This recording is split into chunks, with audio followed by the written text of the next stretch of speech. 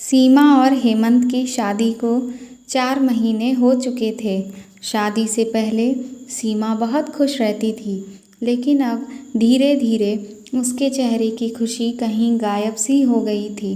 बाकी घर वालों के सामने तो वह अपने चेहरे पर एक नकली मुस्कान सजाकर दिन भर घर में घूमती रहती थी, लेकिन उसका अंतर्मन इतना घायल हो चुका था कि अब वह भीतर से कोई खुशी महसूस नहीं कर पाती थी।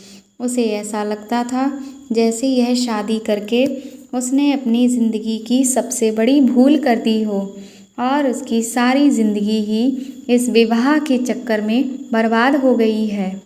हेमंत ने इतने दिनों में ना तो कभी पत्नी को जानने समझने की कोशिश की और ना ही वह पत्नी से ज़्यादा बातचीत करता था। रात को एकांत मिलने पर भी वह बस अपनी ज़रूरतें पूरी करने के चक्कर में ही लगा रहता था और सुबह होते ही मानो उसे पत्नी से कोई मतलब ही नहीं था। सीमा अपने पति के इस अजीब से व्यवहार से बहुत दुखी थी, क्योंकि उसके अनुसार पति पत्नी सुख दुख के साथी होने चाहिए थे, लेकिन यहाँ पर तो उसका पति केवल उसे दुख ही दुख देता था और वह उसके दुख से कोई मतलब भी नहीं रखता था। आज भी सीमा घर का सारा काम निपटा चुकी थी, लेकिन रात को उसे अपने कमरे में जाते हुए बहुत डर का अनुभव हो रहा था। सीमा की ससुराल में उसके सास ससुर और जेठ जेठानी थे। घर में सभी का व्यवहार उसके साथ बहुत अच्छा था। सभी लोग एक साथ मिलजुल कर हंसी खुशी रहते थे। बस सीमा को अपने पति हेमंत से ही बहुत डर लगता था। जब वह कमरे में पहुंची तो उसका पति अभी कमरे में नहीं आया था। वह छत पर अपने किसी दोस्त से फ़ोन पर बातें करने के लिए चला गया था। सीमा थकी हुई थी तो बिस्तर पर लेटकर आराम करने लगी। थोड़ी देर के बाद हेमंत कमरे में आया तो सीमा चुपचाप करवट फेर कर सोने का नाटक करने लगी, लेकिन हेमंत को उसके सोने जागने से क्या फ़र्क पड़ता था। उसे तो बस अपनी मनमर्जी करनी थी। उसने सीमा को ज़बरदस्ती खींचकर अपनी ओर घुमाया तो पिछली रात को उसे जो चोट लगी थी वह दर्द फिर से उसे पीड़ा पहुंचाने लगा। सीमा करा उठी, लेकिन हेमंत ने इस बात पर ध्यान ही नहीं दिया। तब सीमा ने दबी जुबान में कहा, सुनिए ना, आज मेरी तबीयत कुछ ठीक नहीं लग रही है।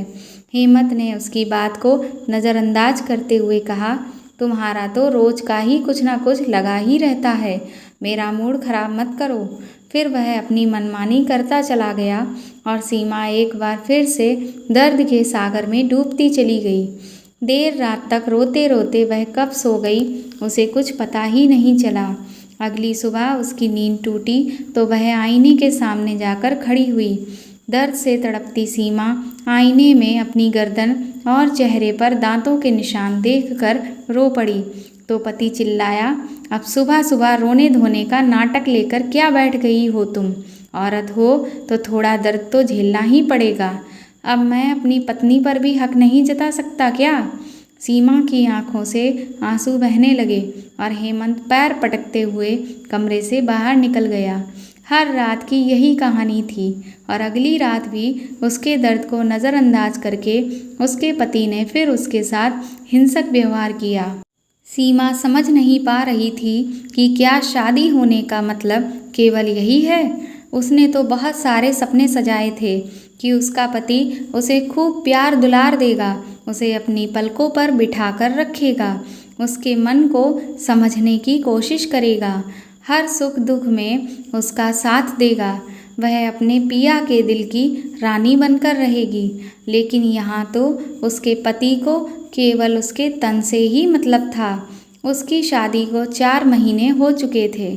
हर रात उसके साथ वही कहानी दोहराई जाती थी। सुबह उठकर वह मेकअप से अपने जख्म छुपाने की कोशिश करती थी। घर में सबको यही लगता था कि अभी वह नई नवेली दुल्हन है, इसीलिए वह खूब मेकअप कर रही है। उसके जेठानी भी उसे छेड़ती रहती थी, सास भी मुंह दबाकर हंस पड़ती थी, लेकिन किसी को नहीं पता था कि बंद कमरे में उसके साथ क्या होता है। उस समय तो वह भी फीकी सी मुस्कान के साथ शर्मा कर रह जाती थी, लेकिन भीतर ही भीतर दर्द के मारे उसका दिल फटने लगता था। शर्म के मारे वह अपनी तकलीफ किसी को बता भी नहीं पाती थी। एक जख्म भरता नहीं था कि दूसरा जख्म उसे मिल जाता था। हर सुबह उसका बदन दर्द से फटता रहता था और अब तो जैसे उसे दर्द की आदत सी हो गई थी। वह सुबह मशीन की तरह उठती थी, नहा धोकर अपने बदन पर नीले पड़े निशानों पर मेकअप लपेट देती थी और कमरे से बाहर निकलते ही एक नकली मुस्कुराहट की चादर ओढ़कर बाकी सबके साथ घर के कामों में जुट जाती थी। ऐसे ही एक दिन सीमा सुबह सोकर उठी तो उठने में उसे ज़रा देर हो गई थी। वह जल्दबाजी में नहा धोकर और ढेर सारा मेकअप लगाकर रसोई में काम करने के लिए पहुंच गई। उसकी जेठानी उसे छेड़ते हुए बोली, क्या बात है देवरानी जी, लगता है आजकल आपकी नींद कुछ ज़्यादा ही गहरी होती जा रही है। देवर जी रात में सोने नहीं देते हैं क्या? सीमा के काम करते हुए हाथ यकायक से रुक गए और रात के दर्दनाक दृश्य उसकी आंखों के सामने घूम गए। लेकिन अगले ही पल उसने अपनी पनीली आंखों को छुपाते हुए धीरे से मुस्कुरा दिया। तभी उसकी जेठानी रश्मि की नज़र उसकी खुली पीठ पर पड़ गई। उसकी गोरी पीठ पर दांतों का निशान देखते ही रश्मि स्तब्ध रह गई। उसने झट से सीमा के कंधे पर हाथ रखकर उसका चेहरा अपनी ओर घुमाते हुए कहा, सीमा तुम ठीक तो हो? सीमा ने घबराकर अपनी पलकें ऊपर उठाईं कि आपसे जेठानी ऐसा सवाल क्यों कर रही है। उसकी आंखों में पानी देखकर रश्मि मानो उसके दिल का हाल समझ गई। उसने उसकी आंखों में झांकते हुए कहा, सीमा तुम्हारे और देवर जी के बीच में सब कुछ ठीक ठाक चल रहा है ना? देखो तुम मुझे दीदी कहती हो, मुझसे कुछ भी मत छुपाना। जरा सी सहानुभूति मिलते ही इतने दिनों का लावा फूट पड़ा और सीमा अपनी जेठानी के गले लगकर फूट फूट कर रो पड़ी। फिर सिसकते हुए उसने ढके छिपे शब्दों में उसे बता दिया कि उसका पति रात को उसके साथ कितना गंदा व्यवहार करता है। यह सब जानकर रश्मि को गहरा झटका लगा, क्योंकि हेमंत बाकी परिवार वालों के सामने बहुत ही सभ्य व्यवहार करता था। दुनिया वालों की नज़रों में वह एक आदर्श बेटा, अच्छा देवर और सज्जन आदमी था, लेकिन अपनी अर्धांगिनी के साथ बंद कमरे में वह कैसे हिंसक हो उठता था। रश्मि ने सीमा के आंसू पूछते हुए कहा, तुम इतने दिनों से चुप क्यों थी? तुम्हें गलत के खिलाफ आवाज़ उठानी चाहिए थी। तुम मुझसे बात कर सकती थी, मम्मी जी को बता सकती थी या अपने घर में किसी को बता सकती थी। सीमा नज़र चुराते हुए बोली, दीदी मुझे शर्म आती थी। मुझे लगता था कि पता नहीं लोगों को यह सब पता चलेगा तो वह लोग क्या सोचेंगे। सीमा रश्मि को समझाते हुए बोली। यह सुनकर रश्मि बोली, बहुत सी औरतें ऐसे ही शर्म और लिहाज के कारण ज़िंदगी भर ऐसी तकलीफ़ें झेलती रह जाती हैं, लेकिन औरतें कोई मशीन नहीं होती कि मर्द केवल उनका इस्तेमाल करते रहें। उनमें भी कुछ भावनाएं होती हैं, उन्हें भी दर्द होता है। अगर पति को ऐसा लगता है कि पत्नी पर उसका अधिकार है तो पत्नी का ध्यान रखना भी तो उसका फ़र्ज़ बनता है ना। तुम्हारे पति ने तुम पर अधिकार तो जता लिया, लेकिन क्या तुम्हारे प्रति कोई फ़र्ज़ निभाया? सीमा ने सिर झुका लिया तो रश्मि उसका हाथ पकड़कर उसे सासू माँ के कमरे में लेकर चली गई। सरिता जी उस समय अखबार पढ़ रही थीं। रश्मि ने उनके हाथों से अखबार लेकर टेबल पर रख दिया तो सरिता जी बोल पड़ी, अरे बहू अखबार क्यों छीन लिया? तूने देश दुनिया की खबर भी नहीं पढ़ने दोगी क्या? रश्मि उनके पास बैठते हुए बोली, मम्मी जी देश दुनिया की खबर बाद में पढ़ लीजिएगा, पहले यह देखिए कि आपके घर में क्या हो रहा है।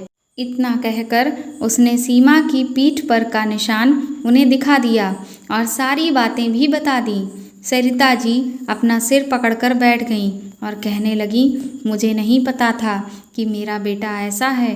वह जो भी कर रहा है बहुत गलत कर रहा है। आने दो, तुम्हारे पापा जी को मैं उन्हें सब बताती हूँ, फिर हम सब मिलकर उसे समझाएंगे। आज सीमा के तपते मन को एक शीतलता मिल गई थी कि उसका पूरा परिवार उसके साथ है। शाम को जब हेमंत ऑफिस से घर आया तो उसके पिता रमेश जी ने उसे आवाज़ देकर अपने कमरे में बुलाया। हेमंत पिता के कमरे में पहुंचा तो रमेश जी ने उसे समझाते हुए कहा, बेटा देखो, पति पत्नी का रिश्ता बहुत ही खूबसूरत होता है, लेकिन जो पति अपनी पत्नी को अपनी ज़रूरतें पूरी करने का माध्यम समझते हैं वह अपनी जीवन संगिनी के साथ बड़ा गलत करते हैं। पिता की बात सुनकर हेमंत सकपका गया। उसके चेहरे का रंग उड़ने लगा, मानो उसकी कोई चोरी पकड़ी गई हो। उसने घबराते हुए कहा, हाँ पापा, मैं यह बात अच्छे से जानता हूँ, लेकिन आप यह सब मुझे क्यों बता रहे हैं? रमेश जी गंभीर आवाज़ में बोले, देखो बेटा, बहू ने हमें सब कुछ बता दिया है कि तुम बहू के साथ कितने गंदे तरीके से पेश आते हो। वह भी एक जीती जागती इंसान है, वह कोई मशीन नहीं है, उसमें भी भावनाएं हैं। तुम्हें अपनी पत्नी का ध्यान रखना चाहिए, ना कि उसे दर्द देना चाहिए। क्या पत्नी को पीड़ा पहुंचा कर ही तुम्हें शादीशुदा जीवन का सुख लेना है? पिता की बात सुनकर हेमंत ने सिर झुका लिया।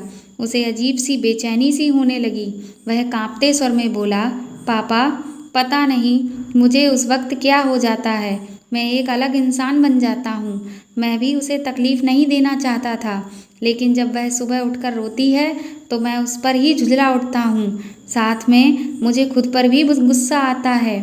मैं रोज़ मन ही मन निश्चय करता हूँ कि आगे से उसे दर्द नहीं पहुँचा दूँगा, लेकिन पता नहीं ऐसा क्यों हो रहा है। कहते हुए वह रोने लगा तो रमेश जी समझ गए कि उनके बेटे को मदद की ज़रूरत है। उन्होंने कहा, बेटा तुम चिंता मत करो, मैं तुम्हें डॉक्टर के पास लेकर जाऊंगा और सब कुछ ठीक हो जाएगा। अगर तुम्हें अपनी गलती का एहसास है तो तुम उसे ज़रूर सुधार सकते हो, बस तुम्हें थोड़ी मदद की ज़रूरत है। जब रमेश जी हेमंत को लेकर मनोचिकित्सक के पास गए तो काउंसलिंग में पता चला कि हेमंत को उसके कॉलेज में कुछ दोस्त पहले उसे गंदी वीडियोस दिखाया करते थे और उन सब चीज़ों का उसके दिमाग पर बहुत गहरा असर पड़ा था और अब वह अपनी पत्नी के आने के बाद अपने जीवन में भी वही सब लागू करना चाहता था।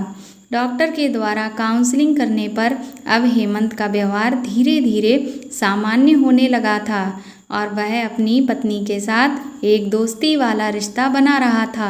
अब वह अपनी पत्नी का ध्यान रखने की कोशिश करता था, हर सुख दुख में उसका साथ देता था, उसके मनोभाव को समझता था और जब वह प्यार से उसके करीब आता था तो दोनों के रिश्तों में प्रेम सुधा बहने लगती थी और तब सीमा भी प्रेम के मीठे एहसास से भीग उठती थी, क्योंकि अब उसका पति उसे सच्चे दिल से जो प्रेम करता था, उसके सुख दुख की बातें भी सुनता था। सही मायने में वह अपने पति की अब अर्धांगिनी बन चुकी थी।